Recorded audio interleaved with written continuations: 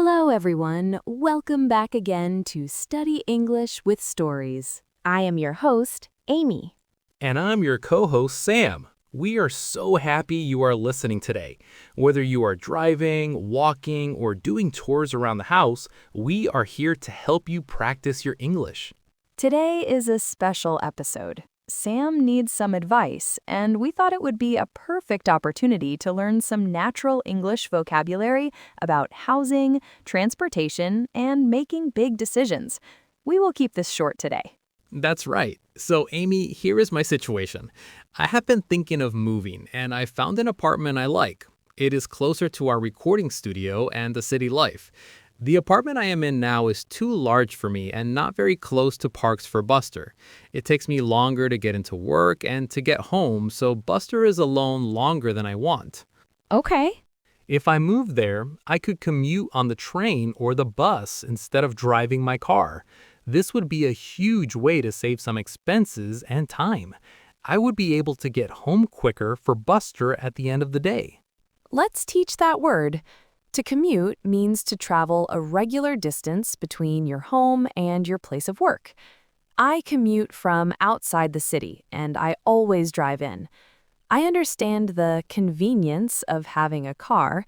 It is nice to know you are not relying on a schedule if you feel like going somewhere. I'm glad it would be better for your dog, too. Convenient is a great adjective. It means something is easy, helpful, and saves you time. I like the convenience of my car because I love to travel. Right. But here is the problem.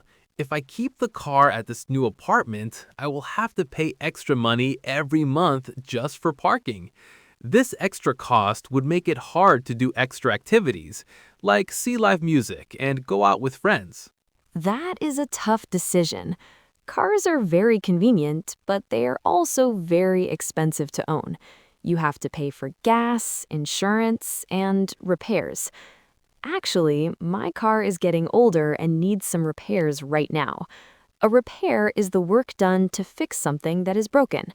It would be really nice to have a covered place to park it out of the rain to protect it. We also need to talk about renting versus owning a home. Have you ever thought about buying a house, Amy, instead of renting? I have thought about it, but renting works well for me right now. When you rent, you pay money to a landlord. A landlord is the person who owns the property you live in. They are usually responsible for maintaining the building. Have you always had good landlords? Not always. In one of the older homes I lived in, the landlord was really nice, but he got too old to manage the building, and he was replaced by a very strict landlord. He had extra rules about how much garbage can be put in the bins and how many cars could be parked near the street. Strict means someone who demands that rules are followed perfectly. Exactly. It was very stressful, and I was so glad to move away from there. Now I have found a beautiful two-bedroom apartment. It has a gorgeous view of the mountains. You know I love hiking, so I go to the mountains often. Plus, the view is the perfect backdrop when I just want to relax and read. The mountains inspire me to cook and write. That sounds incredibly peaceful. I didn't know you were writing. That is great. I actually prefer a small apartment. I am a bit messy, to be honest, so a smaller place is much less work for me to keep clean. I definitely do not need my kitchen to be spotless like you do, but it would be nice to have an easier space to maintain. It is true, we have very different cleaning routines, but what about your dog? A small apartment might be tough for him. That is my biggest priority. Whatever apartment I choose, it absolutely needs to be near a park. The apartment I am looking at now has two parks very close and a lot of grassy space near the parking garage. Of course. He has so much energy, and he loves to go for walks and play fetch in the park. We have to do that every single day. If I cannot take him myself, I hire a dog walker to take Buster outside. He likes to go in the morning, afternoon, and evening. So, considering Buster, the commute, and the parking, what is your final decision? Are you going to make the move? Yes, I think I will ultimately decide to move. The new apartment will put me closer to the city and the live music venue I really like to go to. I can take the train to the studio, which will be much easier, and there are a couple parks very close for Buster. What about your car? Are you going to pay for the extra parking? I think I might sell it. It is a really difficult choice because I honestly enjoy driving a lot, and it is not very old. It doesn't require much maintenance and is small enough to fit in the underground parking, but it is an expense I can live without. I enjoy driving too. Tell you what, Sam, even if you sell your car, I would be more than willing to drive you if you ever need to go somewhere outside of the train or bus routes.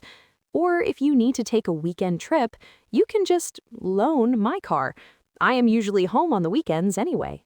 Let's explain that word. To loan means to let someone borrow something for a short amount of time.